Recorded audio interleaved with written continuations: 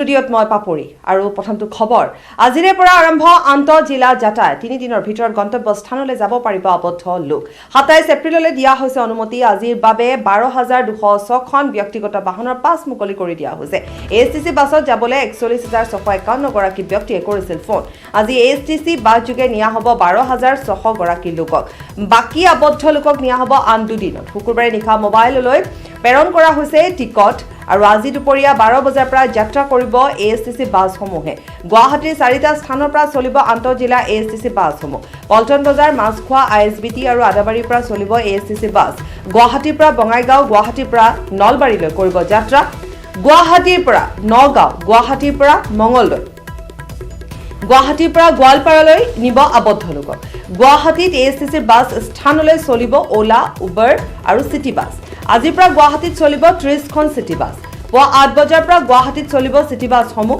গুৱাহাটীত চলিব 200খন ওলা উবৰ বাহন আৰু আজি যেহেতু কোৱা হৈছে যে ওলা উবেৰ বাহনৰ লগতে 30খনকৈ সিটি বাছ আজিৰ দিনটোত গুৱাহাটীত চলিব এইখিনি সুবিধা কৰি দিয়া হৈছে কাৰণ আজিৰে পৰা আৰম্ভ আন্তঃজিলা যাতায়াত 3 দিনৰ ভিতৰত গন্তব্যস্থানলৈ যাব পাৰিব আবদ্ধ লোক আজিৰ পৰা 27 তাৰিখলৈকে 27 এপ্ৰিললৈকে এই অনুমতি দিয়া হৈছে আৰু আজিৰ বাবে 12206খন ব্যক্তিগত বাহনৰ পাছ মুকলি কৰি দিয়া হৈছে আৰু এএছটিসি বাছত যাবলৈ 41651 গৰাকী ব্যক্তিয়ে ফোন কৰিছিল আৰু আজি এএছটিসি বাছ যোগে নিয়া হ'ব 12600 গৰাকী লোক ক'ৰ পৰা নিয়া হ'ব কলৈ নিয়া হ'ব আমি বিস্তৃতভাৱে জনাই যাম লগতে ইতিমধ্যে জনোৱা হৈছে যে এই ক্ষেত্ৰত আপোনালোকৰ মোবাইললৈ একোটা এছএমএছ আহিব আৰু সেই এছএমএছ অনুসৰি আপোনালোকে জানিব যে আপোনালোকৰ টিকট কনফাৰ্ম হৈছে আৰু সেই অনুপাতে আপোনালোকে যাত্ৰা কৰিব পাৰিব যি সকলৰ মেছেজ কালি গধূলিৰ ভাগত অহা নাই তেওঁলোকে কিন্তু আজিৰ দিনটো যাত্ৰা তেওঁলোকে কৰিব নোৱাৰিব তেওঁলোকৰ বাবেও আজিৰ দিনটোত হয়তো গধূলি ভাগলৈ এছএমএছ আহিব অৰ্থাৎ তেওঁলোকৰ মোবাইল ফোনত এছএমএছ আহিব গতিকে এনে ধৰণে ব্যৱস্থা গ্ৰহণ কৰা হৈছে অধৈৰ্য নহবলৈ বাৰে বাৰে কোৱা হৈছে গতিকে সেই অনুপাতে যাত্ৰাৰ ব্যৱস্থা কৰা হৈছে আৰু আজিৰ দিনটোত এএছটিসি বাছ যোগে 12600 লোকক নিয়া হ'ব বাকি আবদ্ধ লোকক দুদিনত নিয়া হ'ব শুকুৰবাৰে নিশা মোবাইললৈ প্ৰেৰণ কৰা হৈছে টিকেট আজি দুপৰীয়া 12 বজাৰ পৰা যাত্ৰা কৰিব এএছটিসি বাছসমূহে গুৱাহাটীৰ 4টা স্থানৰ পৰা চলিব আন্তঃজিলা এএছটিসি বাছসমূহ আমি ঠাইখিনি পুনৰবাৰ জনাই দিছোঁ পল্টন বজাৰ মাছখোৱা আইএছবিটি আৰু আদাবাৰীৰ পৰা চলিব এএছটিসি বাছ আজি গুৱাহাটীৰ পৰা বঙাইগাঁও গুৱাহাটীৰ পৰা নলবাৰীলৈ যাত্ৰা কৰিব গুৱাহাটীৰ পৰা নগাঁও গুৱাহাটীৰ পৰা মঙলদৈ গুৱাহাটীৰ পৰা গোৱালপাৰালৈ যিসকল লোক আবদ্ধ হৈ আছে সেই সকল লোকক লৈ যোৱা হ'ব গুৱাহাটীত এএছটিসিৰ বাছ আস্থানলৈ ওলা উবৰ আৰু সিটি বাছ আজি চলাচল কৰিব 30খন সিটি বাছ যেহেতু চলিব আজি পুৱা 8 বজাৰ পৰা গুৱাহাটীত চলিব সিটি বাছসমূহ আৰু মাত্ৰ কিছু সময় গুৱাহাটীত 200খন ওলা উবৰ বাহন আজিৰ দিনটো চলিব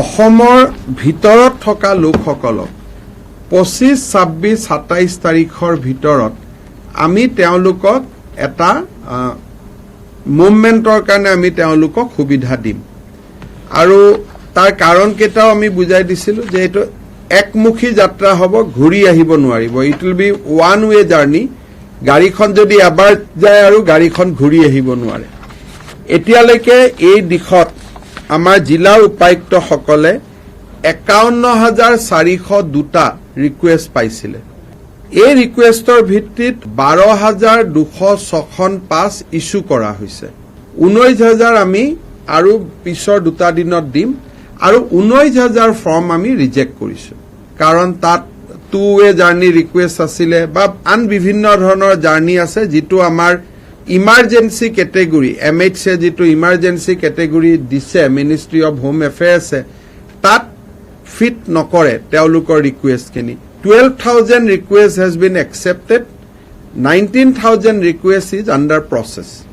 41,691 জন মানুহে 104ত ব্যক্তি আবেদন কৰিছিলে সো যদিও আমি প্ল্যানিং কৰিবলগীয়া হৈছে এএছটিসিৰ ইমানটো বাছ নাথাকে তেওঁলোকৰ বহুত বিলাক ড্ৰাইভাৰ হেণ্ডিমেন ছুটিত গৈছে so it is a very tough task যে বহুত যে মই ফৰ্ম ফিল আপ কৰিলো উত্তৰ পোৱা নাই সো এইটো আমি ষ্টেগাৰ্ড কৰিব লাগিব কোনোবা 25ত যাব কোনোবা 26ত যাব কোনোবা 27ত যাব সবৰ মোবাইলত ইন্ডিভিজুৱেল এখন টিকেট যাব যে আপোনাক গুৱাহাটীৰ পৰা ডিব্ৰুগড় যোৱাৰ এইটো টিকেট এই সময়ত আপুনি ইয়াত থিয় হৈ থাকিব হয়তো লিমিটেড গুৱাহাটীৰ ভিতৰত সেই জাগাটোলৈ আহিবৰ কাৰণে ওলা আৰু উবেৰকো ফোন কৰিব পৰা আমি ব্যৱস্থা এটা ৰাখিম 100খন উবেৰ আৰু 30খন ASTCৰ লোকেল সিটি বাছ চলিব অনলি টু ফেচিলিটেট দেম যে ISBTৰ পৰা চলিব পল্টন বজাৰৰ পৰা চলিব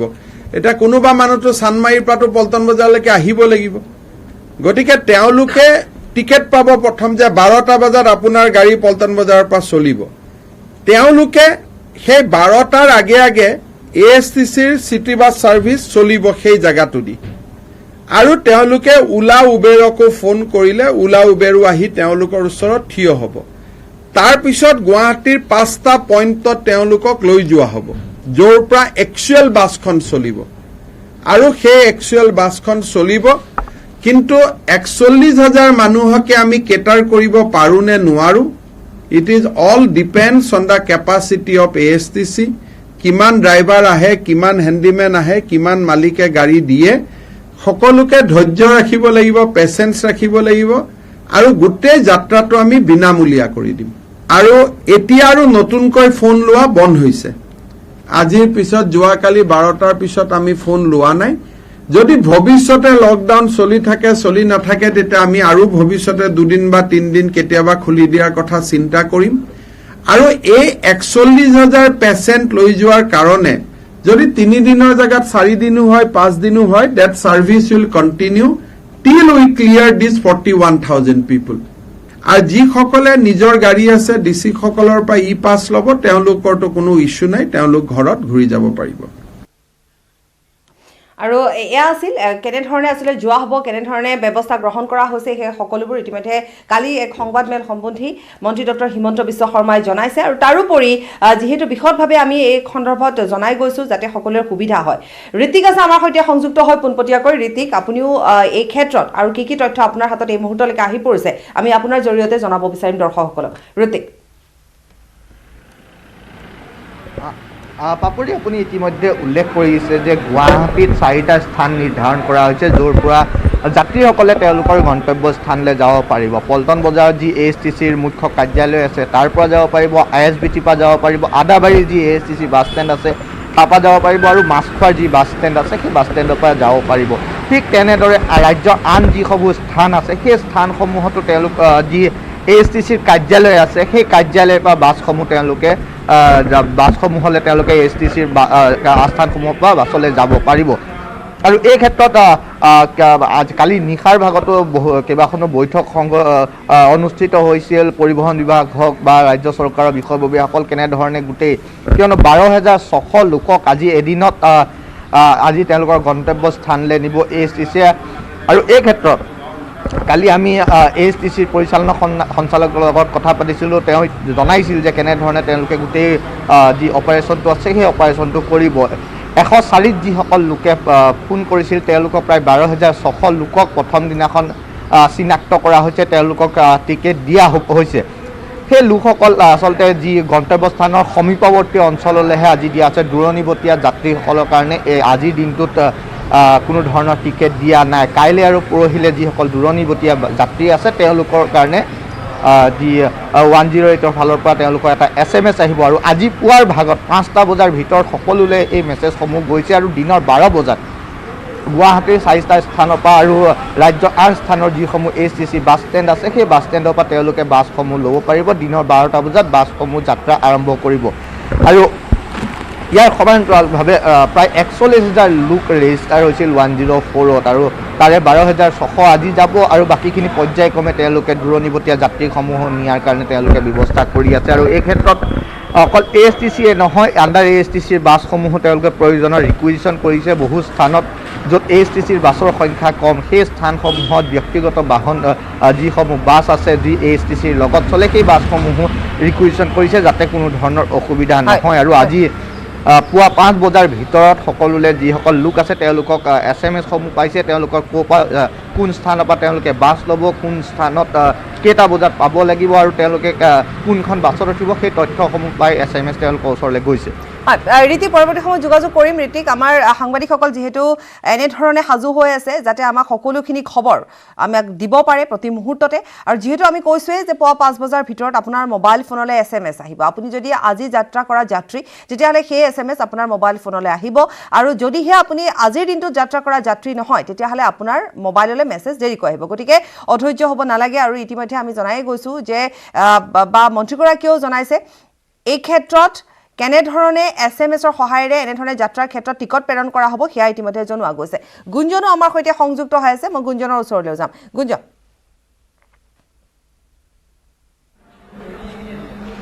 হয় পাপৰি মই বৰ্তমান উপস্থিত আছো ISBTত আৰু সকলোখিনি ASTCয়ে কেনেধৰণে বিশেষ ব্যৱস্থা গ্ৰহণ কৰিছে জ্যেষ্ঠ সাংবাদিক ঋত্বিক কৌশিকে সকলোখিনি বিৱৰি ক'লে কিন্তু আমি দেখুৱাব বিচাৰিছো যে কেইবাখনো ইয়াত বাছ আজি যি চলাচল কৰিব তাৰ বাবে মই দেখুৱাইছো ইয়াৰ কেমেৰা পাৰ্চন হিতেশে দেখুৱাইছে বাছসমূহত নম্বৰ লগাই থোৱা হৈছে এয়া হৈছে গুৱাহাটীৰ ভিতৰত চলিবলগীয়া এইসমূহ বাছ আৰু নাম্বাৰিং কৰি থোৱা হৈছে আৰু সময়ে সময়ে বাছসমূহ আজি যাতায়াতৰ বাবে এই বাছসমূহ ব্যৱহাৰ কৰা হ'ব সমান্তৰালভাৱে যিহেতু আন্তঃজিলা অনুমতি প্ৰদান কৰিছে অনুমোদন দিছে গতিকে সেইবাবে আন যিসমূহ বাছ আছে ASTC বা ASTCৰ অধীনৰ বাছসমূহ সেই বাছসমূহো আজি চলাচল কৰিব কিন্তু সময় সম্পৰ্কে কোন সময়ত চলিব কেইটা বজাত চলিব সেই সম্পৰ্কে নিৰ্দেশনা এই মুহূৰ্তলৈকে দিয়া নাই কিন্তু এইসমূহ বাছ ইয়াত সাজু কৰি ৰখা হৈছে নাম্বাৰিং কৰি গতিকে এই বাছসমূহ এনেধৰণে প্ৰেৰণ কৰা হ'ব ইতিমধ্যে এজন দুজনকৈ লোক ISBTত আহিবলৈ আৰম্ভ কৰিছে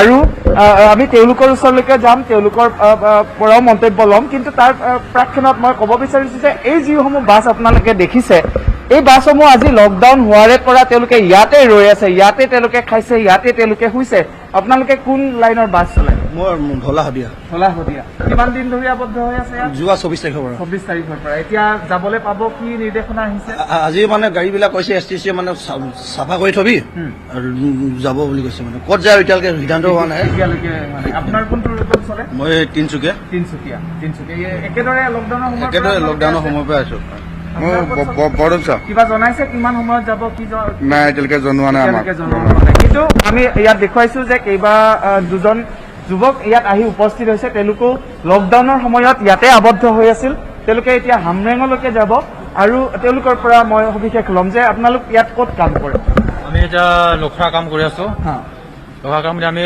লকডাউনত অলপ অসুবিধা পাইছো মানে আজিতো মানে খুলিছে বোলে সেইটো কাৰণে আজি ঘৰত যাম টিকেট আপুনি কৰিছে নেকি কৰিছিলো কিন্তু মেছেজ অহা নাই মেছেজ 104 নম্বৰ কল কৰিছে লগাই নাই 104ত ফোন লগা নাই তেনেহ'লে মেছেজ যদি অহা নাই আপুনি আজি কেনেধৰণে যাত্ৰা কৰিব মানে কাৰ্বি আংলঙৰ পৰা বাছ ফোন কৰিছিলে মানে যিমান মানুহ গুৱাহাটীবিলাক কাম কৰি আছে মানে তাক কাৰ্বি আংলং CM মানে হেল্প কৰিছে হেল্প কৰি কিনি লৈ যাব বিশেষভাৱে কাৰ্বি আংলঙৰ মানুহখিনিক আজি তেওঁলোকে বিশেষভাৱে ব্যৱস্থা কৰিছে গতিকে এনেধৰণে তেওঁলোকে অপেক্ষা কৰি আছে যে কোন সময়ত যাব পাৰিব আৰু এই বাছসমূহ এনেধৰণে সাজু কৰি ৰখা হৈছে কিন্তু কোন সময়ত এইসমূহ চলাচল কৰা হ'ব সেই সম্পৰ্কে এতিয়ালৈকে এওঁলোকক জনোৱা নাই তেওঁলোকৰ সময় হ'লে সকলোখিনি তেওঁলোকক অৱগত নিশ্চয় কৰোৱাব STCয়ে পাপৰি গুঞ্জন যেহেতু কোৱাই হৈছে যে SMS আহিব মোবাইললৈ মেছেজ প্ৰেৰণ কৰা হ'ব গতিকে আজি যদি মেছেজ নাহে তেতিয়াহ'লে কাইলৈ বাবে বা পৰহিলৈ হয়তো সেই মেছেজ আহিব গতিকে তেনে ক্ষেত্ৰত কোৱা হৈছে যে পুনৰ এবাৰ 104লৈ যাতে এইকেইদিনত ফোন কৰা নহয়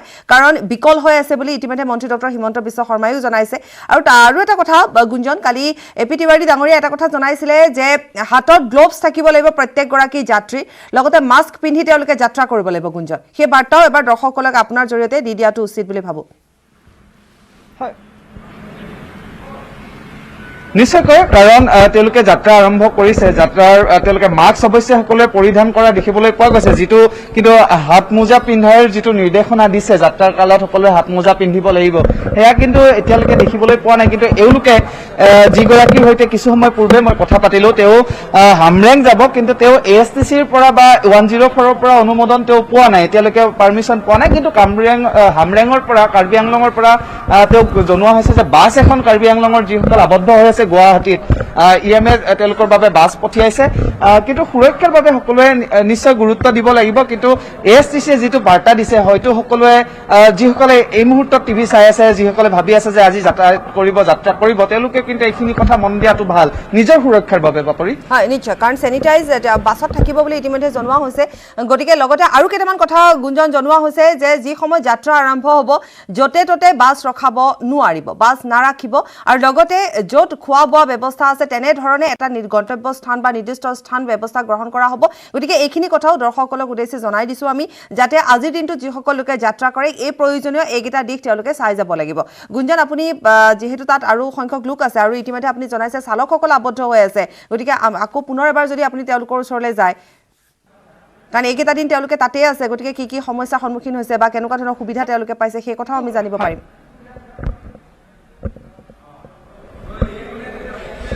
হয় পাপৰি কাৰণ এই যেটো মুহূৰ্ত যি চাৰিওপিনে কৰোনাৰ সন্ত্ৰাস আৰু এই সন্ত্ৰাসৰ মাজতে এতিয়া যাতায়াত সেৱা প্ৰদান কৰিবলগীয়া হৈছে ASTC যাতে যিসকল আবদ্ধ হৈ আছে তেওঁলোকে ঘৰলৈকে যাব পাৰে কাৰ্যালয়লৈকে যাব পাৰে বা যিসমূহ উদ্যোগ খোলা দিয়া হৈছে তাৰ শ্ৰমিকসকল যাতে নিজ নিজ স্থানলৈকে যাব পাৰে সেই কাৰখানাসমূহলৈকে যাব পাৰে আমি আপনি আগবাঢ়িব গুঞ্জন আমি কিছু সময় পাছত আপোনাৰ সৈতে পুনৰ সংযুক্ত হ'ম আৰু কিছু সময় পাছত হয়তো গুঞ্জন আপোনাৰ হাতলৈ আৰু বহু তথ্য আহিব কাৰণ ইতিমধ্যে দেখিবলৈ পোৱা গৈছে এজনকৈ তাত যাত্ৰীসকল আহিছে বা বাছত যেহেতু স্যানিটাইজাৰ থাকাৰ কথা কৈছিলে গতিকে সেয়া থাকিব নে নাথাকিব সেই সকলো খবৰ আমি কিছু সময় পাছত আপোনাৰ পৰা লাভ কৰিম গুঞ্জন এই মুহূৰ্তত আপোনাক ধন্যবাদ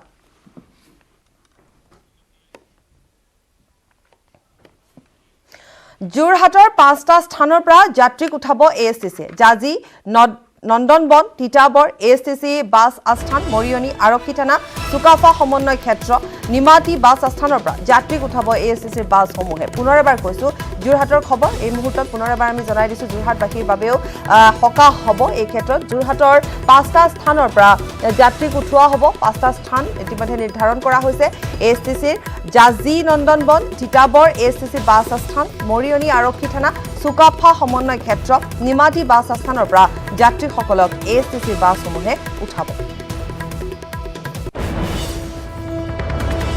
আনে ব্ৰেকিং নিউজ এতিয়াৰে পৰা খুলিব পাৰিব সকলো দোকান পোহাৰ পঞ্জীয়নকৃত সকলো দোকান খোলাৰ নিৰ্দেশ দিছে কেন্দ্ৰীয় গৃহ মন্ত্ৰালয়ে শ্বপছ এণ্ড এষ্টাব্লিছমেণ্ট এক্টৰ অধীনত পঞ্জীয়নকৃত হ'ব লাগিব দোকানসমূহ ৰেচিডেন্সিয়েল আৰু মাৰ্কেট কমপ্লেক্সৰ দোকানসমূহ খোলাৰ অনুমতি প্ৰদান কৰা হৈছে কিন্তু খুলিব নোৱাৰিব মাল্টি ব্ৰেণ্ড আৰু সিংগল ব্ৰেণ্ড মলসমূহ 50% কৰ্মচাৰীৰে পৰিচালনা কৰিব লাগিব দোকানসমূহ হটস্পট আৰু ৰেড জোনত প্ৰযোজ্য নহ'ব এই নিৰ্দেশ 24 এপ্ৰিলত ৰাজ্য আৰু কেন্দ্ৰ শাসিত অঞ্চলৰ মুখ্য সচিবলৈ পত্ৰ প্ৰেৰণ কৰা হ'ব পুনৰ এবাৰ জনাই দিছো এতিয়াৰে পৰা খুলিব পাৰিব দোকান পোহাৰ পঞ্জীয়নকৃত সকলো দোকান খোলাৰ নিৰ্দেশ কেন্দ্ৰীয় গৃহ মন্ত্ৰালয়ৰ শ্বপছ এণ্ড এষ্টাব্লিছমেণ্ট এক্টৰ অধীনত পঞ্জীয়নকৃত হ'ব লাগিব দোকানসমূহ ৰেচিডেন্সিয়েল আৰু মাৰ্কেট কমপ্লেক্সৰ দোকানসমূহ খোলাৰ অনুমতি প্ৰদান খুলিব নোৱাৰিব মাল্টি ব্ৰেণ্ড আৰু সিংগল ব্ৰেণ্ড মলসমূহ 50% কৰ্মচাৰীৰে পৰিচালনা কৰিব লাগিব দোকানসমূহ হটস্পট আৰু ৰেড জোনত প্ৰযোজ্য নহ'ব এই নিৰ্দেশ 24 এপ্ৰিলত ৰাজ্য আৰু কেন্দ্ৰ শাসিত অঞ্চলৰ মুখ্য সচিবলৈ এই পত্ৰ প্ৰেৰণ কৰা হৈছে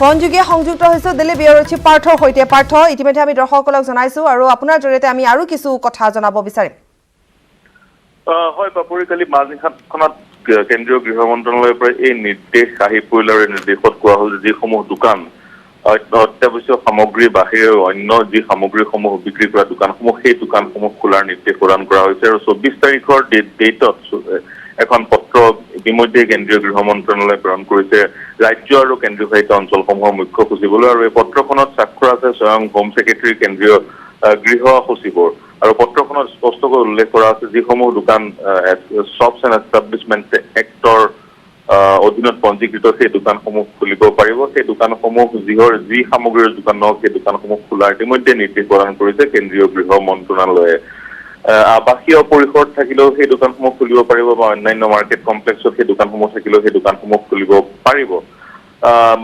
মাথো যিসমূহ মল সিংগল ব্ৰেণ্ডেই হওক বা মাল্টি ব্ৰেণ্ডৰ মলসমূহ সেই মলসমূহ খোলা ইতিমধ্যে অনুমতি প্ৰদান কৰা নাই কিন্তু সেই দোকানসমূহত 50% কৰ্মচাৰীৰে দোকানসমূহ পৰিচালিত কৰিব লাগিব যদি পূৰ্বতে 10জন কৰ্মচাৰীয়ে দোকানখন পৰিচালনা কৰা হৈছিল এতিয়া 5জন কৰ্মচাৰীয়ে পৰিচালনা কৰিব লাগিব সেই দোকানসমূহত সামাজিক দূৰত্ব বজাই ৰখাটো বাধ্যতামূলক হ'ব গতিকে যিসমূহ ব্যক্তি দোকানলৈ বস্তু কিনিবলৈ আহিব বা সেই যিসমূহ কৰ্মচাৰীয়ে দোকানখন পৰিচালিত কৰিব দুয়ো সামাজিক দূৰত্ব বৰ্তাব লাগিব, সামাজিক দূৰত্ব বাধ্যতামূলক হ'ব সকলোৰে কাৰণে, আৰু তাৰ সমান্তৰালকৈ বিক্ৰী কৰাজনীও আৰু যিজনে বস্তু কিনিবলৈ আহিব দুয়ো মাস্ক পৰিধান কৰিব লাগিব, সেইটো বাধ্যতামূলক।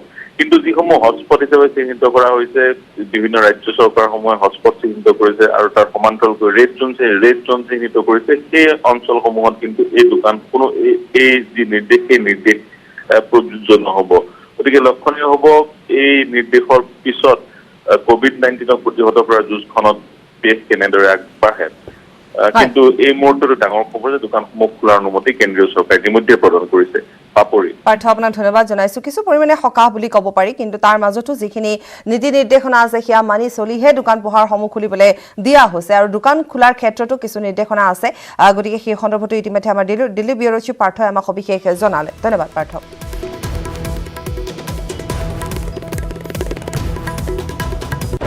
আজিৰে পৰা আৰম্ভ পবিত্ৰ ৰমজান। শুকুৰবাৰে কৰিমগঞ্জৰ আকাশত দেখা গ'ল জোন।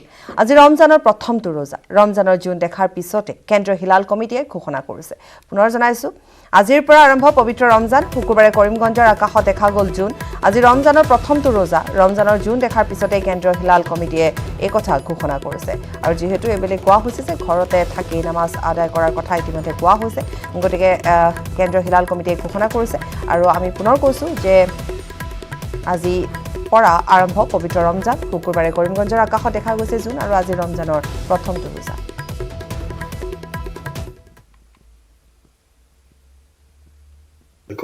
সমূহ অসমবাসী ৰাইজক কেন্দ্ৰীয় হিলাল কমিটিৰ তৰফৰ পৰা জনাওঁ যে ৰমজানৰ চান দেখা গৈছে।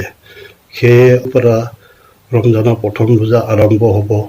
লগতে আমি সমূহ অসমবাসী ৰাইজক চৰকাৰে যি লকডাউন নিয়ম বান্ধি দিছে সকলোৱে মানি চলে, আৰু লগতে যিখিনি তাৰাবিৰ নামাজ বা অন্য যিখিনি ইবাদত আছে নিজ নিজ ঘৰতে কৰে। স্বাগতম বিৰতিৰ পাছত। তলাবন্ধাৰ মাজতে ধূপধৰা বজাৰত ভয়ংকৰ অগ্নিকাণ্ডৰ ঘটনা সংঘটিত হ'ল। জ্বলি ভস্মীভূত হ'ল 3খনকৈ ব্যৱসায়িক প্ৰতিষ্ঠান। শ্ৰী শ্ৰী জগতগুৰু নামঘৰৰ সমীপত নিশা সংঘটিত হ'ল এই অগ্নিকাণ্ড। বৈদ্যুতিক শ্বৰ্ট চাৰ্কিটৰ ফলত এই অগ্নিকাণ্ড সংঘটিত হোৱা বুলি সন্দেহ প্ৰকাশ কৰা হৈছে। জুই জ্বলা গৈছে এখন গেলামালৰ দোকানৰ লগতে দুখন ষ্টেচনাৰী দোকান। অগ্নিকাণ্ডৰ ফলত ব্যৱসায় প্ৰতিষ্ঠান কেইখনৰ কেইবা লক্ষ টকাৰ ক্ষতিসাধন হোৱাৰ আশংকা কৰা হৈছে। আনহাতে এই অগ্নিকাণ্ডৰ পৰা কথমপি ৰক্ষা পৰে সমীপৰ নামঘৰ। ঘটনাস্থলীত আৰক্ষী তথা অগ্নি নিৰ্বাপক বাহিনী উপস্থিত হৈ জুই নিৰ্বাপন কৰে। আমি দৃশ্য দেখুৱাইছে ভয়ংকৰ অগ্নিকাণ্ডৰ ঘটনা সংঘটিত হৈছে। কথমপি ৰক্ষা পৰিছে এটা নামঘৰ, শ্ৰী শ্ৰী জগতগুৰু নামঘৰ, আৰু এই অগ্নিকাণ্ডত যা গৈছে লক্ষাধিক টকাৰ সা সম্পত্তি। অগ্নি নিৰ্বাপক বাহিনীয়ে অগ্নিকাণ্ডৰ পাছতে ঘটনাস্থলীত উপস্থিত হৈ জুই নিৰ্বাপন কৰে। আৰু এয়া হৈছে ধূপধৰা বজাৰৰ দৃশ্য।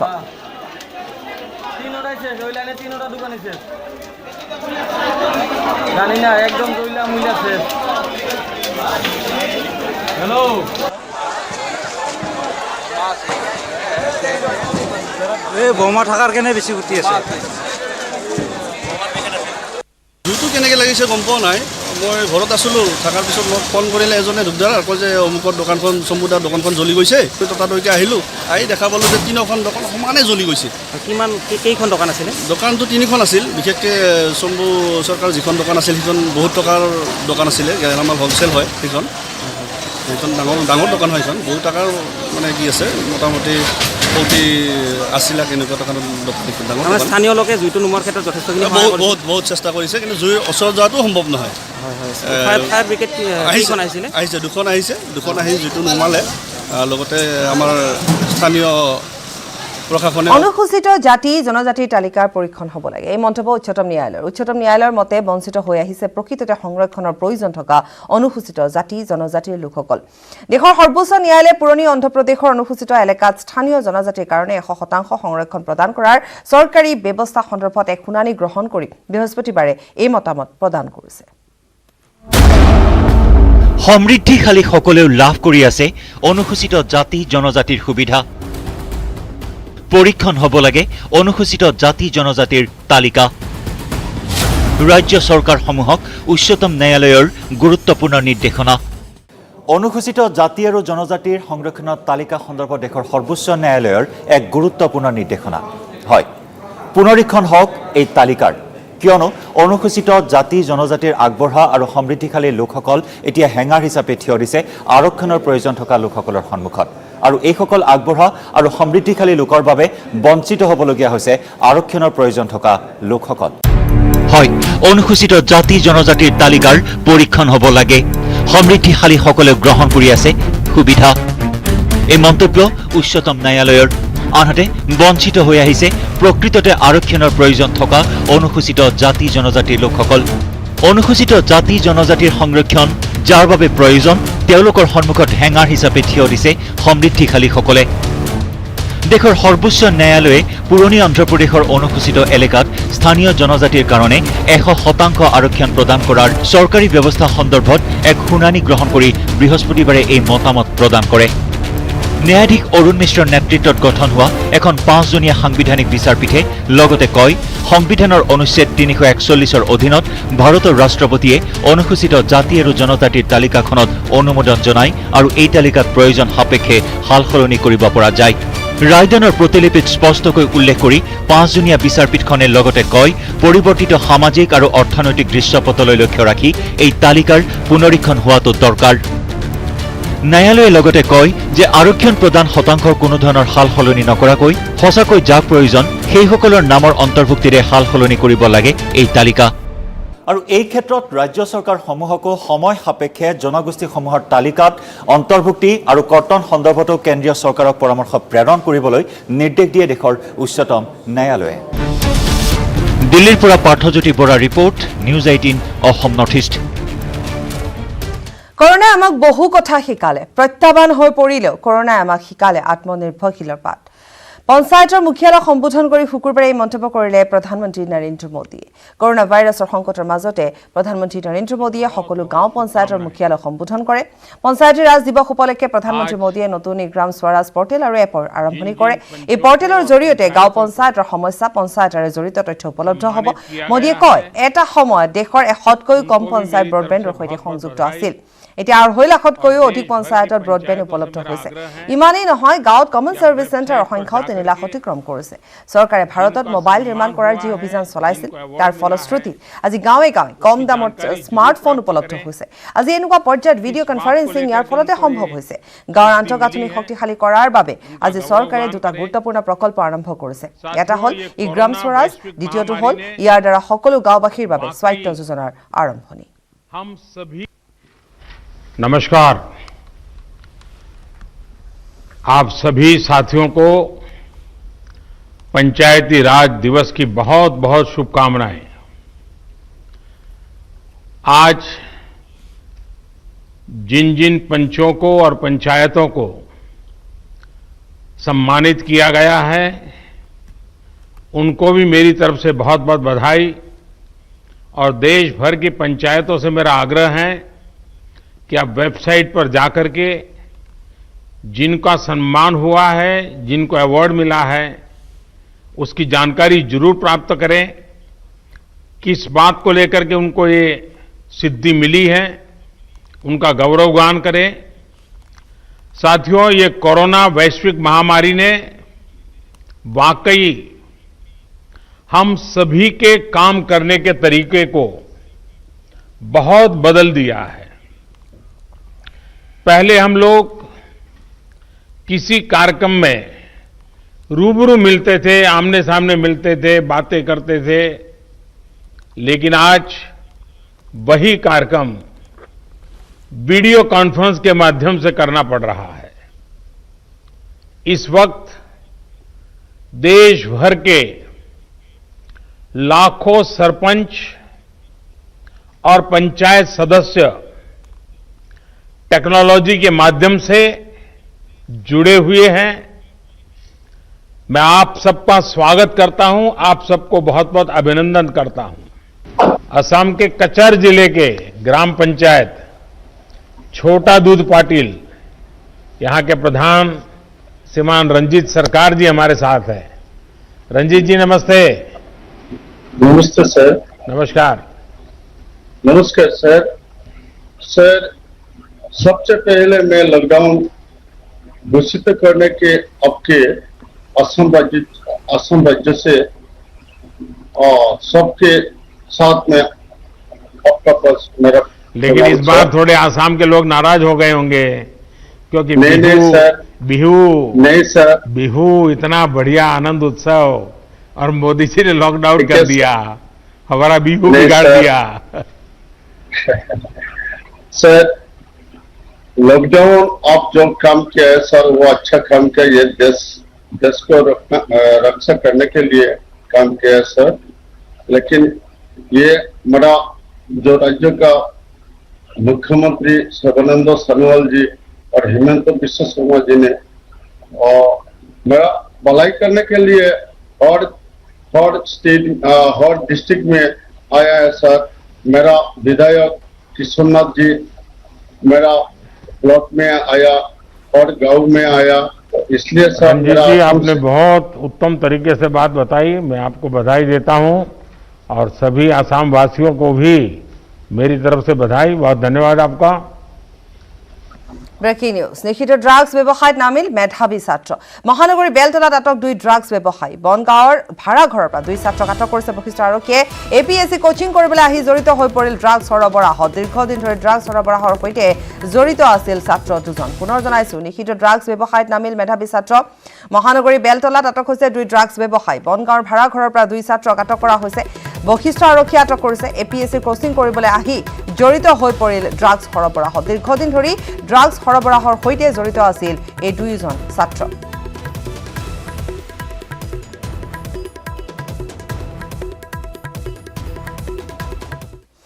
কৰোনা সংক্ৰমণ ৰোধৰ বাবে অধিক তৎপৰ ডিব্ৰুগড় স্বাস্থ্য বিভাগ। ডিব্ৰুগড়ত আৰম্ভ হৈছে সামূহিক নমুনা পৰীক্ষা। কাৰণ কৰোনা ভাইৰাছ ৰোধৰ বাবে ইতিমধ্যে বিভিন্ন ধৰণৰ ব্যৱস্থা গ্ৰহণ কৰা হৈছে। তাৰ মাজতে সামূহিকভাৱে স্বাস্থ্য পৰীক্ষাৰ যি সামূহিক নমুনা পৰীক্ষাৰ কথা ইতিমধ্যে ঘোষণা কৰা হৈছে ডিব্ৰুগড়ত।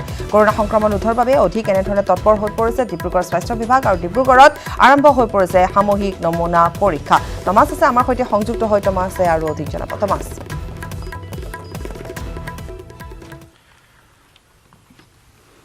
নিশ্চয় পাপৰি কালি দিনটোৰ পৰা আৰম্ভ হৈছে ডিব্ৰুগড়ত সামূহিক স্বাস্থ্য পৰীক্ষা আৰু আমাৰ লগত আছে ডিব্ৰুগড় যুটীয়া স্বাস্থ্য সঞ্চালক ডক্টৰ নৱজ্যোতি গগৈ। তেখেতৰ পৰা অধিক জানিবলৈ চেষ্টা কৰিম।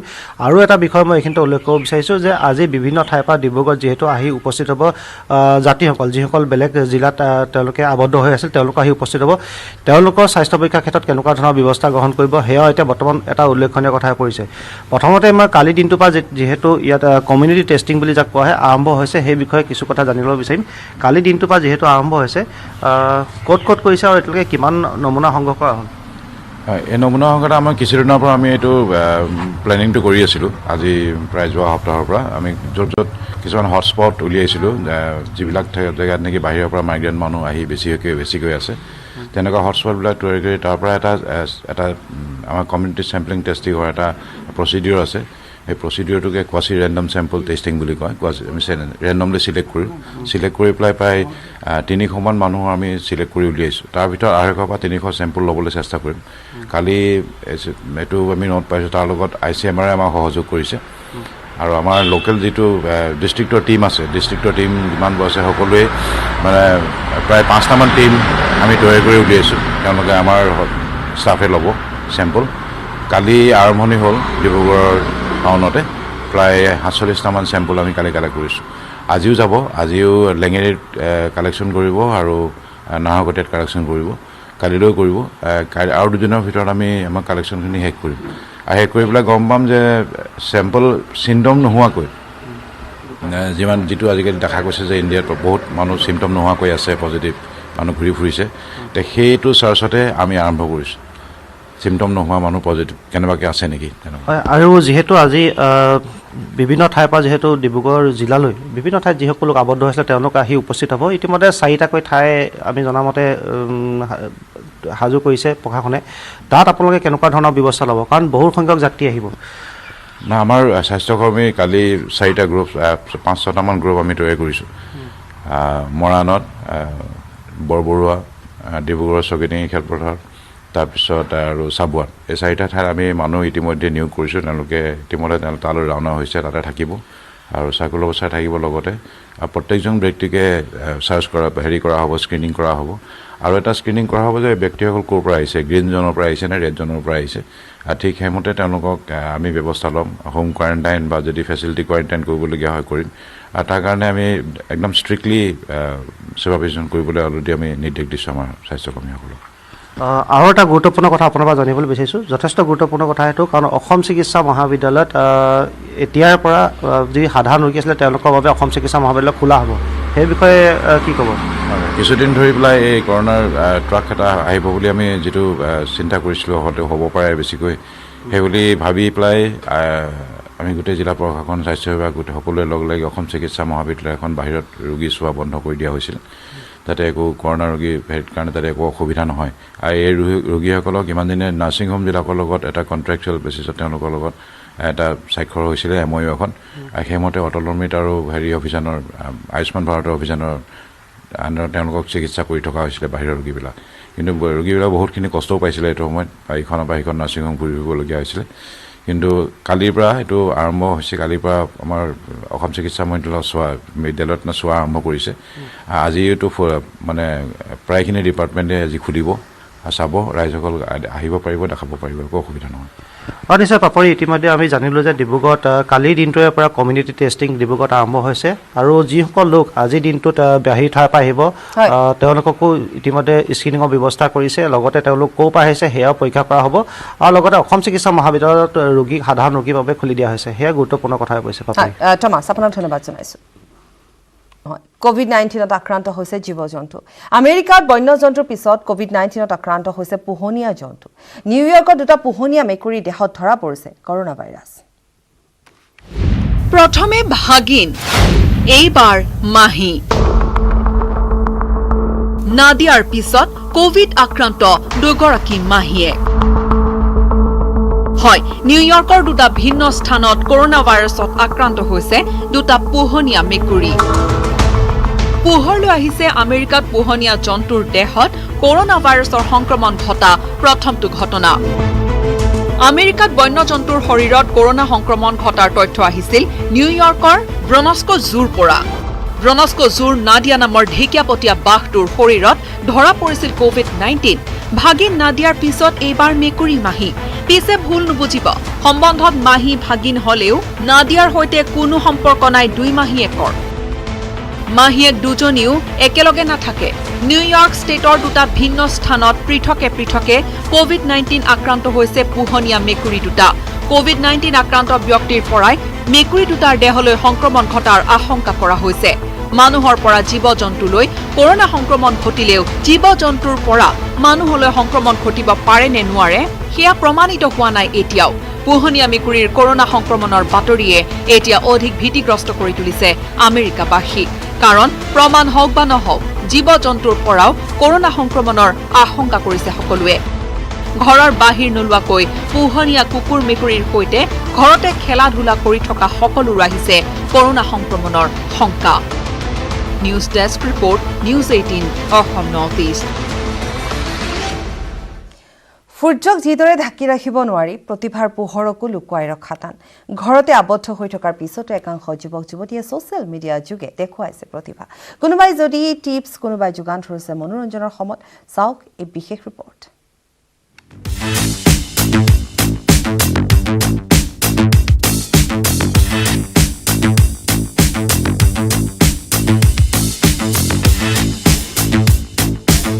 প্ৰতিভাৰে উপজ খাই আছে বৰ্তমানৰ যুৱ প্ৰজন্ম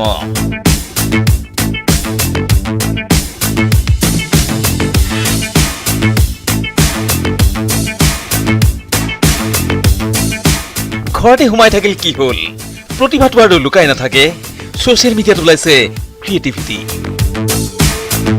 এয়া চাওক এই মৰম লগা যুৱতীগৰাকীয়ে কিদৰে সহজতে বেলিছে ৰুটি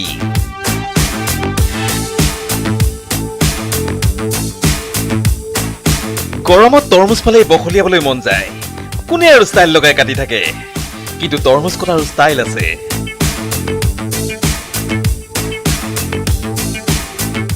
যদি আপোনাৰ মাজত ফুটা ওলাই কি কৰিব চাওক সোশ্যাল মিডিয়াৰ creativity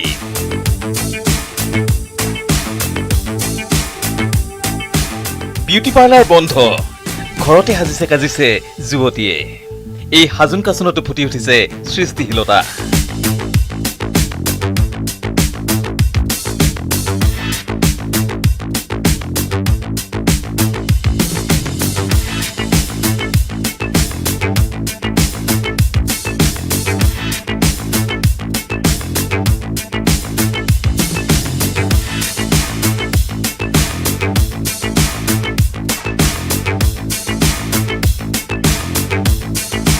bureau report news 18 Assam north east.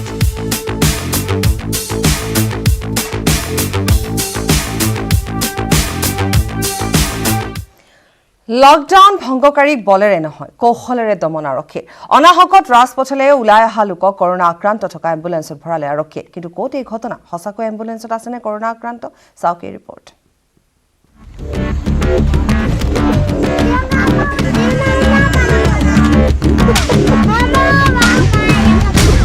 Lockdown ভংগ কৰিছা।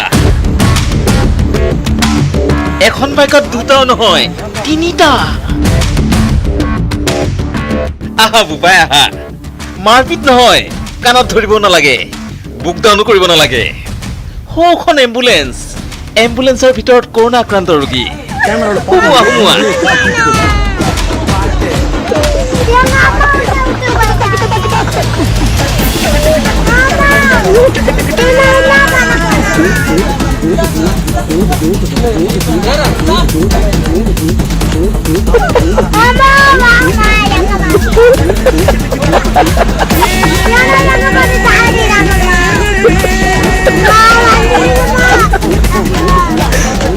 লকডাউন নামানি উভত ঘূৰে নচাসকলক শিকনি দিবলৈ তামিলনাডু আৰক্ষীয়ে ল'লে এই উপায়।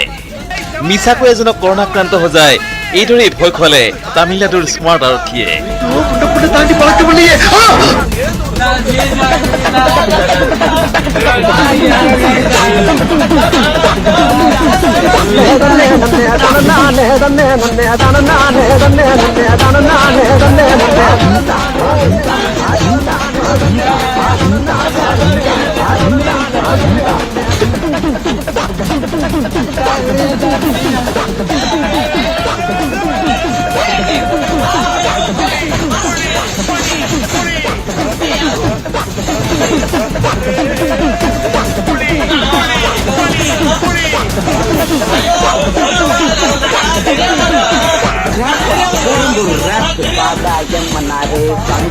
Bureau report news 18 Assam north east.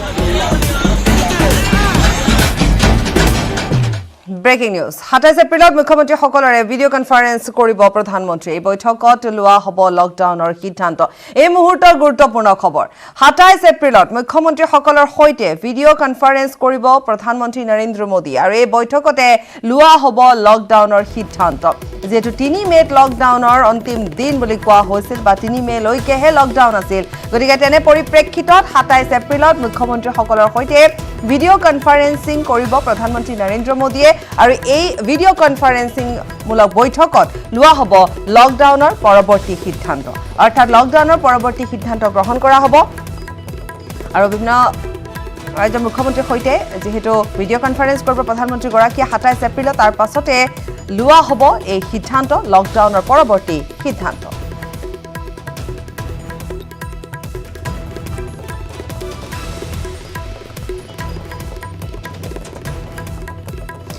Mask নিপিন্ধাটো সহজভাৱে নল'ব। মাস্ক নিপিন্ধিলে হ'ব পাৰে 6 মাহ পৰ্যন্ত জেল। নাজিৰাত 8জনক আটক কৰি শিক্ষাই দিলে আৰক্ষী। আটাইকেইজনৰ বিৰুদ্ধে আৰক্ষীয়ে ৰুজু কৰিলে নিজাববীয়া গোচৰ। মাস্ক নিপিন্ধিলে কি হ'ব? এইকেইজনলৈ চাওক। মাস্ক পিন্ধিব লাগিব বুলি প্ৰশাসনে সকিয়নি দিছিল, কিন্তু হ'লেও গুৰুত্ব দিয়া নাছিল। এতিয়া ভুগিব লাগিব 6 মাহ পৰ্যন্ত জেল। মাস্ক পৰিধান নকৰাকৈ ৰাজপথলৈ ওলাই অহা 8জন ব্যক্তিক আটক কৰিলে নাজিৰা আৰক্ষীয়ে। নাজিৰা নগৰৰ মাজমজিয়াত কৰ্তব্যৰত আৰক্ষীয়ে লকডাউনৰ নিয়ম ভংগ কৰি ৰাজপথলৈ ওলাই অহা 8জন লোকক আটক কৰি ৰুজু কৰিছে নিজাববীয়াকৈ গোচৰ। ৰাজহুৱা স্থানত মাস্ক পৰিধান নকৰাকৈ 8জন ব্যক্তিক গ্ৰেপ্তাৰ কৰে আৰু এই সংক্ৰান্তত আমাৰ নাজিৰা থানাত case number 162/2020 under section 269/270 IPC, reading section 51B of Disaster Management Act আৰু ছেকশ্যন 3 এপিডেমিক ডিজিজ এক্টত এটা কেছ ৰেজিষ্টাৰ কৰা হৈছে। নাজিৰাৰ পৰা Nabul Konwar, news 18 Assam north east. Corona সংক্ৰমণ ৰোধৰ বাবে মাস্ক পৰিধান কৰাটো খুবেই জৰুৰী আন বহু দেশৰ বাবে বাহিৰলৈ ওলালে মাস্ক পৰিধান কৰাটো বাধ্যতামূলক কৰা হৈছে ব্ৰাজিলতো কিন্তু কেৱল মানুহে নহয় মূৰ্তিৰ মুখমণ্ডলতো বান্ধি দিয়া হৈছে মাস্ক কিন্তু কিয় কৰোনা ভাইৰাছ সংক্ৰমণৰ আশংকা ব্ৰাজিলত মূৰ্তিৰ মুখতো মাস্ক ৰিঅ' ডি জেনেৰিঅ চহৰৰ দৃশ্য এয়া কুদৃশ্য চহৰখনৰ ভিন্ন প্ৰান্তত আছে বহুকেইটা মূৰ্তি প্ৰসিদ্ধ গায়ক ডৰিভেল কেইমিৰ মূৰ্তিকে ধৰি আন বিভিন্নজনৰ মূৰ্তি প্ৰতিটো মূৰ্তিতে মাস্ক পিন্ধোৱা হৈছে ডাউনটাউন ৰিঅ'ত থকা মহাত্মা গান্ধীৰ মুখতো হয় কৰোনা ভাইৰাছ সংক্ৰমণ ৰোধৰ বাবে লোৱা হৈছে এই পদক্ষেপ কিন্তু মূৰ্তিত মাস্ক কিয় ৰিঅ'ত ঘৰৰ বাহিৰলৈ ওলালে বাধ্যতামূলক কৰা হৈছে মাস্ক কিন্তু প্ৰশাসনৰ নিৰ্দেশ সত্ত্বেও মাস্ক পৰিধান নকৰে বহুতে হে নাগৰিকৰ সজাগতাৰ বাবে প্ৰশাসনে চহৰখনৰ ভিন্ন প্ৰান্তত থকা 40টা মূৰ্তিত পিন্ধাই দিছে মাস্ক ব্ৰাজিলত দ্ৰুতগতিত বৃদ্ধি পাইছে কৰোনা আক্ৰান্তৰ সংখ্যা আক্ৰান্ত হৈছে 50,000ৰো অধিক লোক নিহত হৈছে 3,300ৰো অধিক তৎসত্ত্বেও এতিয়াও ৰিঅ'ত কমা নাই জনসমাগম প্ৰশাসনে অতি জৰুৰী কাম নাথাকিলে ঘৰৰ বাহিৰ হোৱাত বাধা আৰোপ কৰিছে বাধ্যতামূলক কৰিছে মাস্ক একে সময়তে জনসাধাৰণক সতৰ্ক কৰিবলৈ মূৰ্তিত পিন্ধাই দিছে একোখনকৈ mask news desk report news 18 Assam north east খবৰ আৰু আছে সময় পুনৰ বিৰতি স্বাগতম বিৰতিৰ পাছত নিউজ 18ৰ বাতৰি প্ৰভাৱ 20 এপ্ৰিলত লকডাউনৰ বাবে ব্যাপক লোকচানৰ সন্মুখীন হোৱা ৰঙিয়াৰ হাছানটুকৰ খেতিয়কসকলৰ বাতৰি নিউজ 18ত সম্প্ৰচাৰ হৈছিল লকডাউনৰ ফলত পথাৰতে পচিবলৈ ধৰিছিল বিলাহী ৰঙালাও ভেন্দি জিকাকে ধৰি বিভিন্ন শাক-পাচলি এই বাতৰি সম্প্ৰচাৰৰ পাছতে তৎপৰ হৈছে কৃষিমন্ত্ৰী অতুল বৰাৰ লগতে ৰঙিয়া মহকুমা প্ৰশাসন কৃষকসকলে যাতে শাক-পাচলিৰ উচিত মূল্য লাভ কৰে তাৰ বাবে ভেণ্ডৰ ঠিক কৰি কিছু সকাহ দিব চেষ্টা কৰে কৃষি বিভাগে শাক-পাচলিসমূহ বজাৰলৈ নিবলৈ সেউজী FPCৰ জৰিয়তে সুবিধা কৰি দিয়া হৈছে অনাগত দিনতো খেতিয়কসকলক চৰকাৰী আঁচনিসমূহত সামৰি লোৱাৰ আশ্বাস প্ৰদান কৰিছে কৃষি বিভাগে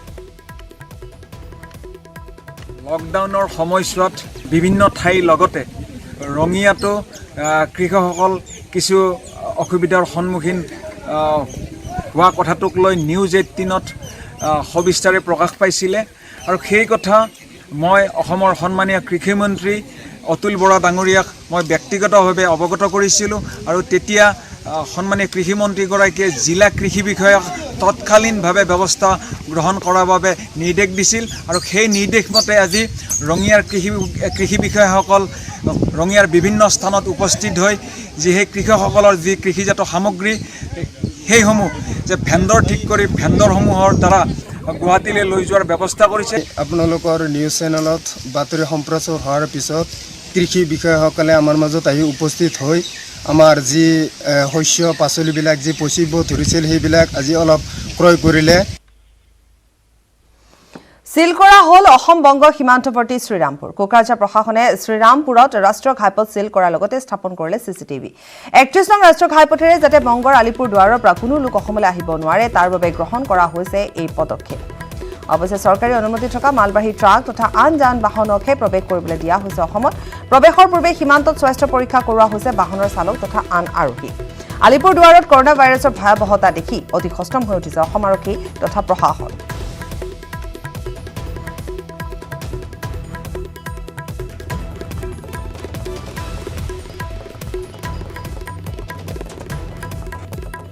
আহি আছে আমি প্ৰপাৰলি চেক কৰিছোঁ তাৰপিছত আমি ফিজিকেলি চেক কৰিছোঁ তাৰপিছত সিহঁতক সুধিছোঁ কিবা জ্বৰ চৰ্দি কাহ বা কিবা কি আছে এই প্ৰপাৰ চেকৰ পিছত আমি ইফালে যাবলৈ দিছোঁ প্ৰতিটো ট্ৰাক আমি চেক কৰিছোঁ প্ৰপাৰ ডকুমেণ্ট লোৱাৰ পিছত লিগেল কিবা সিহঁতৰ পাৰ্মিশ্যন আছে নে নাই সেইখিনি চোৱাৰ পিছতে যাব দিয়া হৈছে খালি ট্ৰাকখিনি গৈ আছে যিখিনি প্ৰপাৰ পাৰ্মিশ্যন আছে সেইখিনি গৈ আছে তথাপি প্ৰপাৰ চেক আপ কৰাৰ পিছত আমি যাব দিছোঁ এনে যিবোৰ মানুহ এনে আহিছে সিহঁতক ঘূৰাই পঠোৱা হৈছে সেইখিনি উইদাউট পাৰ্মিশ্যন নাই যিখিনি মানুহৰ পাৰ্মিশ্যন নাই সেইখিনি যাব দিয়া হোৱা নাই আৰু পাৰ্মিশ্যন থকাখিনিও মানে ইয়াতে প্ৰপাৰ চেক কৰাৰ পিছতে যাব দিয়া হৈছে কৰোনা ভাইৰাছৰ আতংকৰ বাবে মানৱ জাতি ঘৰতে আবদ্ধ হৈ পৰাত শান্ত পৃথিৱীৰ কোলাত মুক্ত হৈ ফুৰিছে এতিয়া পক্ষীকুল তলাবন্ধৰ সময়ত সহা জীৱনৰ আপুৰুগীয়া টুকুৰা চৰাইৰ বাঁহবোৰত উমলিছে এতিয়া এজাক টুকুৰা চৰাই শোণিতপুৰ বৰচলাত মুক্ত পক্ষীকুলৰ বিভিন্ন দৃশ্যবন্দী হল নিউজ 18ৰ কেমেৰাত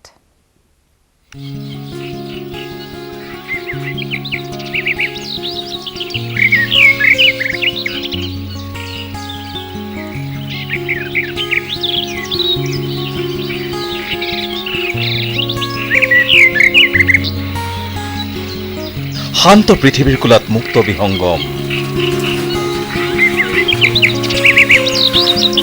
লকডাউনৰ সময়ত গ্ৰাম্য জীৱনৰ আপুৰুকীয়া টুকুৰা চৰাইৰ বাঁহবোৰত উমলিছে এজাক টুকুৰা চৰাই। শোণিতপুৰৰ বৰচলাৰ দৃশ্য এয়া। এজোপা নাৰিকল গছত কেইবাটাও টুকুৰা চৰাইৰ বাঁহ। শ শ টুকুৰা চৰাই উৰি উৰি আহিছে এই নাৰিকল গছজোপালৈ আৰু গছজোপাত সাজিছে বাঁহ। সম্প্ৰতি টুকুৰা চৰাইৰ বাঁহ দেখা পাবলৈ টান। এনে সময়ত বৰচলাত এই দৃশ্যই সৃষ্টি কৰিছে এক বিনন্দীয় পৰিৱেশৰ। ঢেকীয়াজুলিৰ পৰা Haren Bhumij, news 18 Assam north east. এগৰাকী ভাৰতীয় চিকিৎসক মাৰ্কিন যুক্তৰাষ্ট্ৰৰ চিকিৎসা সেৱাত নিয়োজিত হৈ আছে। ভাৰতীয় চিকিৎসকগৰাকীক ঘৰৰ সন্মুখত আহি অভিবাদন জনালেহি মাৰ্কিন প্ৰশাসনে।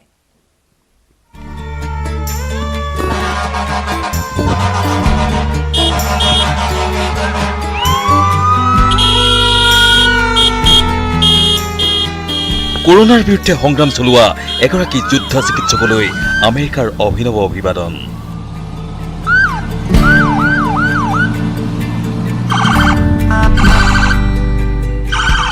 নিজৰ ঘৰৰ সন্মুখতেই এইদৰে প্ৰশাসনৰ কনভয়ে চিকিৎসকগৰাকীক জনাই গ'ল অভিবাদন।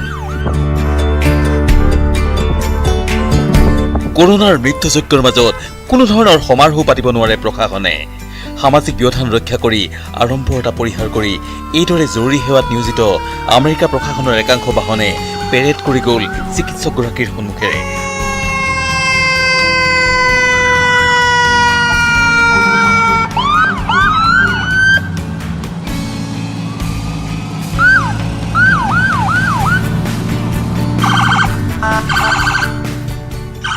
আনিত হৈ গ'ল প্ৰশংসাবাণীৰে উপচাই পেলোৱা প্লে কাৰ্ড। পিছে গৌৰৱৰ কথা এইগৰাকী চিকিৎসক ভাৰতৰে সুসন্তান। আমেৰিকাত কৰোনা মহামাৰীয়ে চলাইছে ভয়ংকৰ তাণ্ডৱ। আমেৰিকাৰ কৰোনাৰ যুদ্ধত দেহেকে নমা ভাৰতৰ মহীশূৰৰ চিকিৎসক উমা মধুসূদনক এইদৰেই আমেৰিকাই জনালে সন্মান।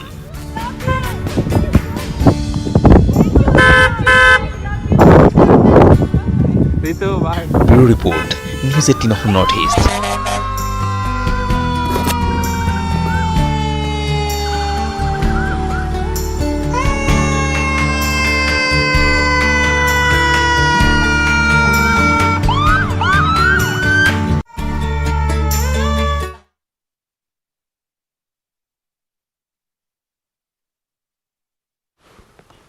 লকডাউনৰ মাজতে উজনিৰ পথাৰত এতিয়া দেখা গৈছে চহা কৃষকৰ ব্যস্ততা। লকডাউনৰ মাজতে কৃষি ক্ষেত্ৰত প্ৰদান কৰা শিথিলতাৰ পাছতে গৰুৰ হাল লৈ পথাৰত নামিল কৃষক। নাঙলৰ শিৰলৈ প্ৰাণ পাই উঠিছে কৃষকৰ সপোন। 100% কৃষিজীৱী লোকে বসবাস কৰা মৰাণৰ বুঢ়ী খোৱাঙতো এতিয়া আৰম্ভ হৈছে কৃষকৰ তৎপৰতা। চাওঁ আহক ঋষেশ্বৰ বৰুৱাৰ এই বিশেষ প্ৰতিবেদন।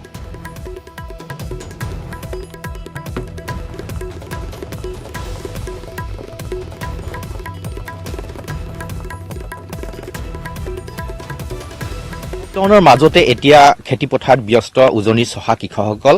সাধাৰণতে বহাগৰ পৰাই খেতিপথাৰত নমা হয় যদিও কৃষকসকলে এইবাৰ লকডাউনৰ বাবে কিছু পলমকৈ খেতিপথাৰত নমা পৰিলক্ষিত হৈছে। আৰু বিশেষকৈ ৰাজ্য চৰকাৰে ঘোষণা কৰাৰ পিছত ৰাজ্য চৰকাৰে কৃষি পথাৰত খেতিয়কসকল নামিব পাৰিব বুলি ঘোষণা কৰাৰ পিছতে এতিয়া কৃষকসকল খেতিপথাৰত ব্যস্ত হোৱা পৰিলক্ষিত হৈছে। আৰু মই বৰ্তমান আছো মৰাণৰ সমীপৰ বুঢ়ীখোৱাঙৰ খেতিপথাৰত। মোৰ ওচৰতে আছে এজন কৃষক। মই আপোনাৰ ওচৰলৈ আহিছো। কেতিয়াৰ পৰা কৃষি কৰ্মত নিয়োজিত হৈছে এই বছৰ? এই বছৰ আমাৰ লকডাউন হোৱাৰ পৰা সেই বহাগ বিহু পিছতেহে মানে আমি লকডাউনৰ পৰা বিহু মানে খোৱাওতো ঠিক নহ'লেই ধৰক, আৰু লকডাউনৰ ঘৰৰ ভিতৰতে সোমাই থাকি বতৰ আগতীয়াকৈ নমাৰ কাৰণে এতিয়া সেইকাৰণে আমি পথাৰলৈ নামি আহিছোঁ।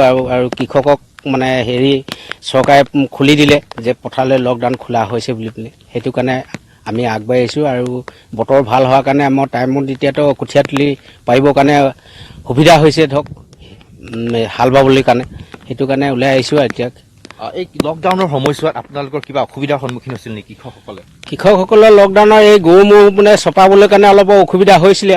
ৰাইজে মানে ওলাব নিদিয়ে ধৰক ইজনে সিজনে মানে ওচৰলৈ যাব নিদিয়ে আৰু গৰুবিলাকতো দূৰলৈ যায় গুচি যায় আৰু চপাবলৈ আকৌ পুলিচে দেখিলে খেদে সেইটো কাৰণে অলপমান অসুবিধা হৈছিলে আৰু চৰকাৰী সা সুবিধা পাবলৈ সক্ষম হৈছিল চৰকাৰী ফালৰ পৰা তেনেকৈ সুবিধাটো তেনেকৈ পোৱা নাই অকল সেই চাউলেহে মানে ৰেচন চাউলটোহে পোৱা গ'ল আৰু 5 কেজি দিয়াটোহে পালোঁ আৰুতো তেনেকৈ পোৱা নাই আমি কৃষকসকলে হয় ধন্যবাদ জনাইছোঁ এয়াই হৈছে বুঢ়ীখোৱাঙৰ এজন খেতিয়ক বুঢ়ীখোৱাঙৰ খেতিপথাৰত এনেধৰণে কৃষি কৰ্মত ব্যস্ত হৈ থকা পৰিলক্ষিত হৈছে আৰু উজনি অসমৰ বিভিন্ন খেতিপথাৰত এনেধৰণে খেতিয়কসকল ব্যস্ত হৈ আছে বিশেষকৈ লকডাউনত কৃষকসকলক লৈ লকডাউনৰ কিছু শিথিলতা কৰাৰ পিছত এনেধৰণে কৃষি কৰ্মত ব্যস্ত হৈ থকা পৰিলক্ষিত হৈছে আৰু ক'ব লাগিব যে কৃষকসকলে বৰ্তমান স্বস্তিৰ নিশ্বাস পেলাইছে যিহেতু কৃষকসকলৰ প্ৰতি শিথিলতা কৰা পৰিলক্ষিত হৈছে আৰু বৰ্তমান এনেধৰণে কৃষি কৰ্মত নিয়োজিত হৈ আছে চহা কৃষকসকল কপিকুলৰ দুৰ্দশাৰ খবৰ পাই গোলকগঞ্জৰ পৰা ধপলিয়া আহিল বিধায়ক অশ্বিনী ৰায় চৰকাৰ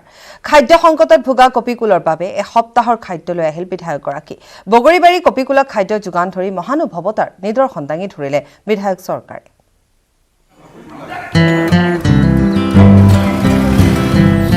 বান্দৰৰ চলিছে দুদিন বান্দৰৰ দুৰ্দশাৰ খবৰ পাই গোলকগঞ্জৰ পৰা দৌৰি গ'ল বিধায়ক অশ্বিনী ৰায় চৰকাৰ লকডাউনত বিপৰ্যস্ত ৰাজ্যৰ পৰ্যটন ক্ষেত্ৰ এয়া বগৰীবাৰীৰ দৃশ্য বগৰীবাৰীলৈ অহা নাই কোনো পৰ্যটক আৰু তাৰ বাবেই খাদ্যৰ অভাৱত ভুগিছে এই কপিকুল এই খবৰ লাভ কৰিয়েই গোলকগঞ্জ সমষ্টিৰ বিধায়ক অশ্বিনী ৰায় চৰকাৰ লগত এসপ্তাহৰ বান্দৰৰ খাদ্য লৈ দৌৰি গ'ল বগৰীবাৰীলৈ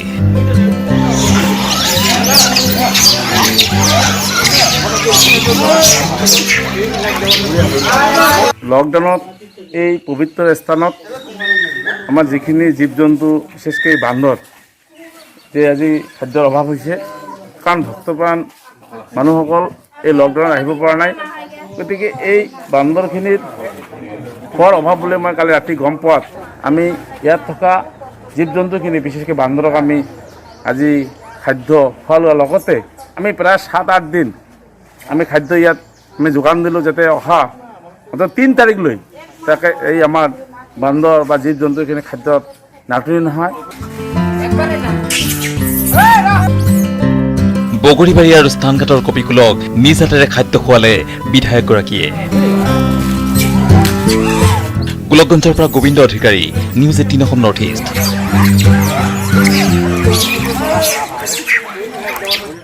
বিশ্বত্ৰাস কৰোনা ভাইৰাছক লৈ যেন এতিয়া সচেতন হোৱা নাই একাংশ লোক লকডাউন উলংঘা কৰি কোনো সামাজিক দূৰত্ব নৰখাকৈ ভিৰ কৰিছে বেংকসমূহত টকা উলিয়াবলৈ জিলাই জিলাই স্থানীয় CSPত ভিৰ কৰিছে শ গ্ৰাহকে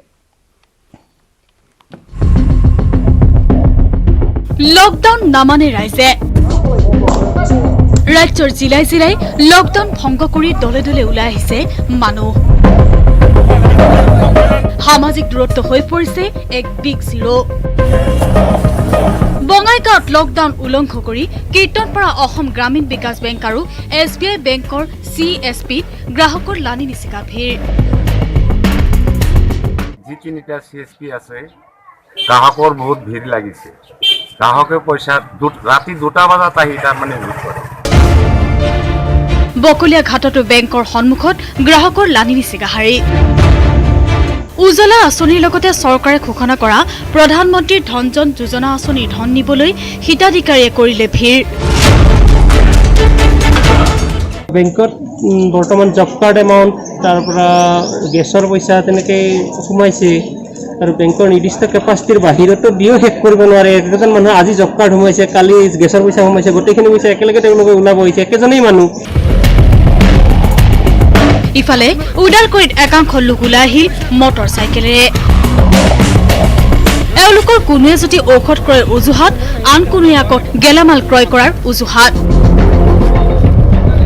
এইসকলক নাকি লগাবলৈ তৎপৰ উদালগুৰি আৰক্ষীয়ে এই পৰ্যন্ত জব্দ কৰিছে আৰু ইয়াৰে সৈতে প্ৰথম সংবাদৰ পৰা বিদায় লৈছো নমস্কাৰ